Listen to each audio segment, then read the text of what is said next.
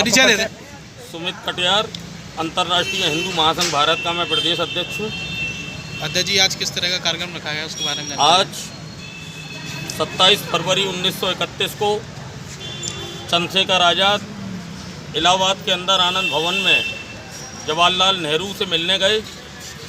उससे पहले वे महात्मा गांधी से तथाकथित राष्ट्रपिता मोहनदास करमचंद गांधी से मिले और भगत सिंह की फांसी रुकवाने का उन्होंने मोहनदास गांधी को बोला कि भगत सिंह की फांसी रुकवा दी जाए, लेकिन उस तथाकथित महात्मा ने साफ इनकार कर दिया, जिसकी वजह से वे जवाहरलाल नेहरू के पास गए मिलने आनंद भवन में 27 फरवरी को, और उनसे मुलाकात करके जवाहरलाल नेहरू से उन्होंने कहा कि सरदार भगत सिंह की फांसी, राजगुरु सुखदेव की फांसी को रोक दिया जाए।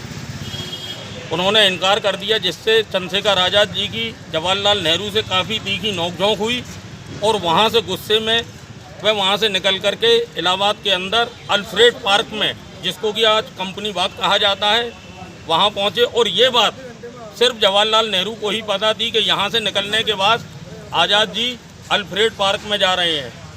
और उसके बाद उन्हीं के द्वारा ये बात गौर करने वाली है, अगर इतिहास के पन्ने खोले जाएंगे और भगत सिंह की फाइलें खोली जाएंगी, चंद्रशेखर आज़ाद का इतिहास सामने आएगा, तो निश्चित तौर पे एक राष्ट्रपिता और एक चाचा के नाम का ये जो इन्होंने इतिहास बनाया है ये कलंकित हो जाएगा, क्योंकि जवाहरलाल नेहरू के द्वारा ही चंद्रशेखर आज़ाद की मुखबरी की गई। और उसके बाद कुछ ही देर में अंग्रेजी शासकों ने चंद्रशेखर आज़ाद को अल्फ्रेड पार्क के अंदर घेर लिया। दोनों तरफ से फायरिंग हुई और चंद्रशेखर आज़ाद ने अंतिम गोली तक लड़ाई लड़ी, और जब लास्ट उन पे एक ही कारतूस बचा तो उन्होंने अपने नाम को सार्थक करते हुए अपना बलिदान कर दिया। लेकिन वह जिंदा अंग्रेज़ों के हाथ नहीं लगे, और उसके बाद से आज तक उनको शहीद का, बलिदान का जो है नाम नहीं दिया जाता है। उसके बाद उनकी माता जगरानी देवी, जिन्होंने कि जंगल के अंदर लकड़ियाँ बीन करके गुजारा करा, और उनके बेटे को आतंकवादी बोला जाने लगा।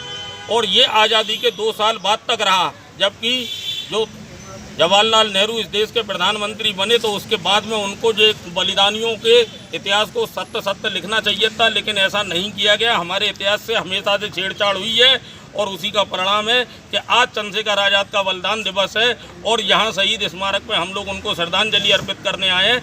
लेकिन अन्य पूरे देश के अंदर कहीं भी, तमाम राजनीतिक पार्टियों के लोग भी कहीं भी इनको शहीद का दर्जा नहीं मिला है, ना ही जो है इनको श्रद्धा सुमन अर्पित कर रहे हैं। तो मेरा तो अन्य राजनीतिक पार्टी के लोगों से भी यही कहना है कि वे अपने पूर्वजों को पहचानें, जिनकी द्वारा लड़ी गई लड़ाई की वजह से आज हम आज़ाद भारत में रह रहे हैं, और चंद्रशेखर आज़ाद को आज हम श्रद्धा सुमन अर्पित करते हैं। और अच्छा, अपने पूर्वजों को पहचानने में जो जनता नहीं जान रही है, इसके बारे में आप क्या मुहिम चलाएंगे? इसके बारे में निश्चित तौर पर जो सच्चा इतिहास है हम लोगों को बीच में जा कर के बता रहे हैं, अपने कार्यक्रमों के द्वारा बता रहे हैं। छत्रपति शिवाजी महाराज का भी अभी हमने जन्म दिवस मनाया था, और हम सब लोग एकत्रित हुए थे, और जितने भी हमारे महान पूर्वज हैं उनकी जहाँ जहाँ भी आगरा के अंदर जहाँ जहाँ मूर्तियाँ लगी हैं, उत्तर प्रदेश में जहाँ जहाँ लगी हैं, वहाँ पे स्वच्छता अभियान चलाएंगे, पौधे रोपेंगे, और उनके बलिदान दिवस और जन्म दिवस पर उनका कार्यक्रम करके उनके इतिहास के बारे में जनता के बीच में जाएंगे। सरकार से क्या कुछ कहना चाहेंगे? सरकार से यही कहना चाहेंगे कि इतने महान बलिदानी का चित्र भी संसद के अंदर होना चाहिए, और उनका जो सच्चा इतिहास है, जिस तरह से सुभाष चंद्र बोस की फाइलें आज खोली जा रही हैं, कुछ फाइलें रोक दी गई हैं, तो मैं चाहूँगा कि सरदार भगत सिंह के मुकदमे की फाइल भी खोली जाए और वो सच्चा इतिहास सामने जनता के लाया जाए। साथ ही चंद्रशेखर आज़ाद का जो इतिहास है वह भी जनता के सामने अक्षर बाई अक्षर आए।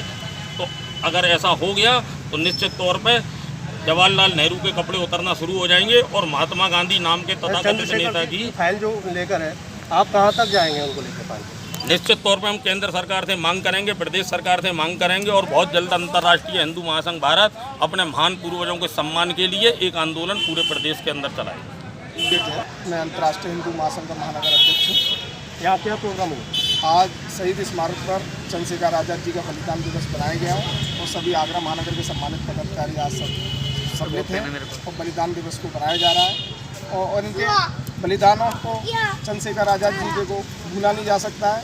युवाओं में जब वो बहुत कम उम्र की उम्र में देश की आज़ादी से उन्होंने सपने देखा और ब्रिटिश सरकार से वो लड़े, और अंग्रेज़ों को धूल चटाने का काम किया और कम उम्र में 25 साल की उम्र में ही वो गोली का शिकार हुए, वो गोली मार कर अपनी हत्या की, मगर उन्होंने कम समय में ही अपने देश के लिए वो बलिदान हो गए। ऐसे ही हम युवाओं को ये संदेश देना चाहते हैं, चंद्रशेखर आज़ाद, राजगुरु भगत सिंह जैसे देश के बलिदानी जिन्होंने देश को है ना हमेशा बचाने का काम किया और अपने है ना अपने भारत देश को है ना जिंदा रखने का एक तरीके से काम किया। ऐसे युवाओं को ऐसे लोगों से प्रेरणा लेनी चाहिए। जब विपदा में आता है तो ऐसे युवा जागें और चंद्रशेखर आज़ाद, भगत सिंह जैसे लोगों की प्रेरणा लेकर इस देश के अंदर युवा एकजुट हो और इनके बलिदान है ना हमेशा युवा ध्यान रखें। इसके लिए आज चंद्रशेखर आज़ाद जी का बलिदान दिवस मनाया गया है। अंतर्राष्ट्रीय युवा संघ भारत में आगरा का मंडल उपाध्यक्ष। क्या प्रोग्राम है? आज चंद्रशेखर आज़ाद जी का बलिदान दिवस बड़े जोर शोर से मनाया है। हम सब युवाओं ने मिलकर ताकि एक देश में और एक शहर में जनजागृति जाए कि हमारे बीच एक युवा ऐसे योद्धा रहे जिन्होंने अपना पूरा जीवन एक क्रांति में बिता दिया और उनको देखते कि पता नहीं कितने युवा, कितने लोग क्रांति कर गए, उनके जीवन को अपनाया और बच्चे हमारे घर के या किसी भी घर के बच्चे हैं वो इसको अपनाते हैं और जब उनकी स्टोरी हम उनको सुनाते हैं तो उनका भी दिल जोश से भर जाता है, अपने आप को वो भी एक चंद्रशेखर आज़ाद समझने लगते हैं।